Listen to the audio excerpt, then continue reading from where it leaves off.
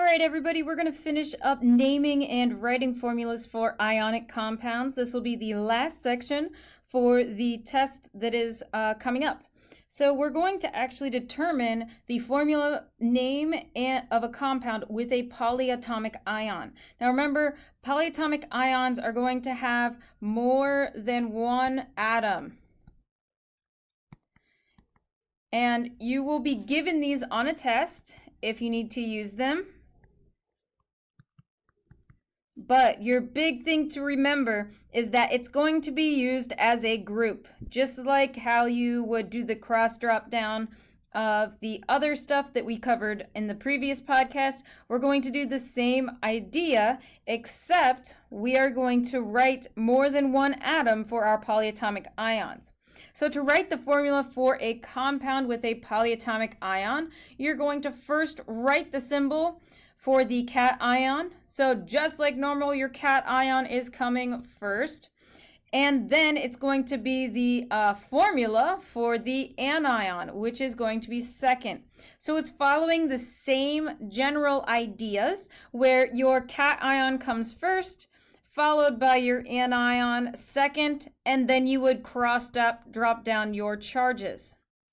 You still want your overall thing to be neutral. Neutral once it is a compound. However, you are going to see a slight difference whenever you drop down those charges. So let's try writing calcium nitrate.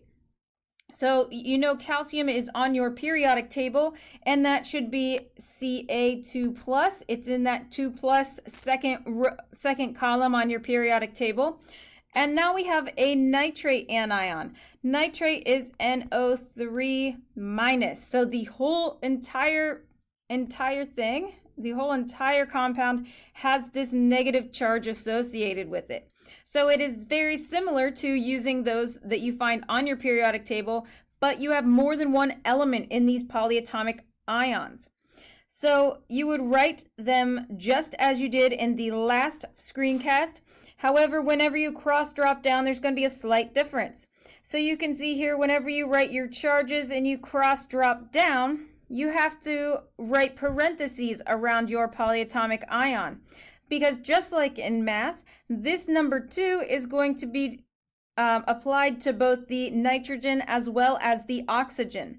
Except, unlike math, we do not distribute that 2. Instead, we're going to leave it as just those parentheses right there.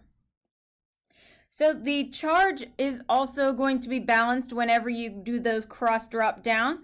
And so you can check the same way we did the last time. So if you remember from the last slide, the overall formula for calcium nitrate is this as follows. So you would write the number of your anions, which would be 1, multiplied by the charge of your anion or cation, which is +2, and add it to the number of your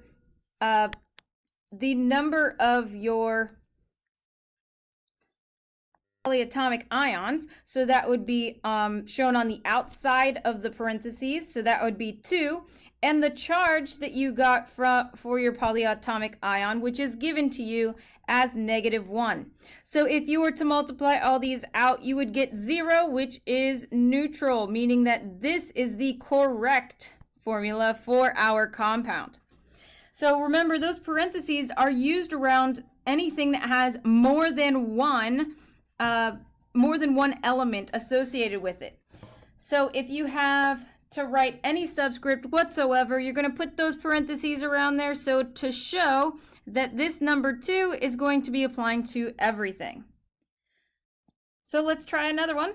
We have our lithium oxide or lithium carbonate. So remember, lithium, that's in group 1, so that would be Li+. And your carbonate, again, that's going to be given to you, and I will tell you that is CO3 2-. So once again, we're going to cross drop down just as before, and we would rewrite it just as before, starting from left and heading to the right. the first thing you hit is lithium, and then you would hit that number 2 right there, followed by your carbonate, CO3. Now, since you only have a number 1 applying to it, you do not have to write parentheses, but if you feel more comfortable, I can accept that if you would like to put those parentheses around all polyatomic ions. So let's try a couple more. We have magnesium hydroxide. So the first thing you want to do is write down your symbols for both, and I'm going to tell you that hydroxide is OH minus.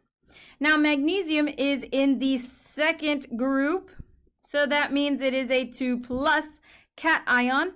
You're going to grab those charges and you're going to cross drop down to give you, as you start from reading left to right, Mg, the number 1, which you do not write, followed by OH in parentheses, followed by the number 2.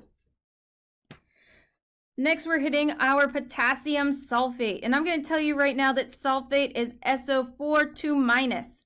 So potassium is from our periodic table, that is K plus 1, and our sulfate, which is given to us, is SO4 2 minus. So just like before, we're going to cross drop down, and starting to read from left to right, you're going to get your compound name, which is K followed by the number 2, because that was what is crossed down. Next is SO4, and here's that number 1 drop down. If you want to throw it in parentheses, that is okay as well. If you'd like to, you can have these a little bit neater as you go through your notes as well, and you're going to come out with the same formulas. And again, you're only supposed to write parentheses if there's more than one polyatomic ion. However, for this class, if you feel more comfortable always writing those parentheses, that is okay with me. So anytime that you're naming a compound containing a polyatomic ion, you want to first identify any polyatomic ions in the formula. So I'm going to always give you these guys. So if you start to notice more than 2 elements inside of a compound, you should automatically know that that is a polyatomic ion. So if you aren't sure and you think that I forgot to give you one, please let me know. But anytime we're naming these polyatomic ions, you still state the name of your cation first. That is nothing new. Then you state your anion second. Once again, we're following the same exact pattern of writing your cation first, followed by your anion. Remember, don't forget, if it is that transition metal, you write that Roman numeral still, just like we did before. Okay, so they follow very similar rules to the last one. The only difference is if you have a polyatomic ion, you don't have to change its name whatsoever. Unlike in those binary compounds where you had to replace the ending of your anion with IDE, this one, you just have to take the name right off the chart. So, for example, let's look at something called NaClO.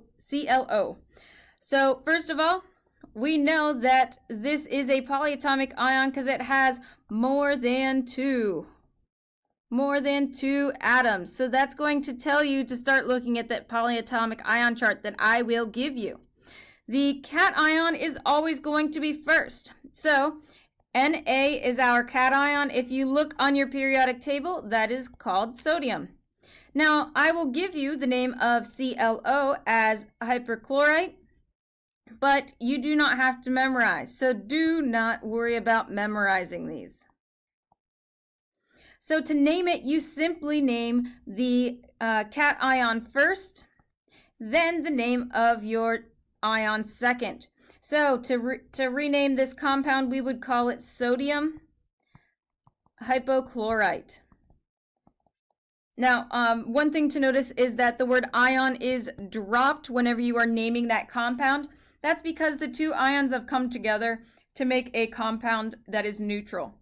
So let's try and name the following ionic compounds. So I have written down our different ions that you have not come into contact with yet. All of the ones that are written here would be given to you on a test in a nice chart at the beginning of the test. So if you're ever concerned, make sure you flip back there. It'll say your polyatomic ion chart. So if we wanted to name A here, we would first name the the cation first, which is ammonia. And then you would simply name your second polyatomic ion, which is called oxalate. So once again, we have that cation being first and your anion being second. Now, B is a little trickier because we have one that is from our periodic table. So Fe3+, we know how to name our transition metals. Since Fe is in that drop-down box in the D block, or however you remember it, you want to make sure that you include your Roman numerals. That's very important for our transition metals. So to name this specific cation, you would take the name from your periodic table and add the Roman numeral 1, 2, 3 to make sure that it shows the charge is 3. So then you would simply take those two words that we have created and put the cation first, just as before. So it is iron 3. And then followed by the polyatomic ion, or anion, which is chlorate. And again, this is all taken out or drawn out for you in your notes as well, so you can go ahead and take a look on your own time if you would like to do that. So the one question I have for you is the difference between this binary stuff that we did in the last screencast and these polyatomic ions.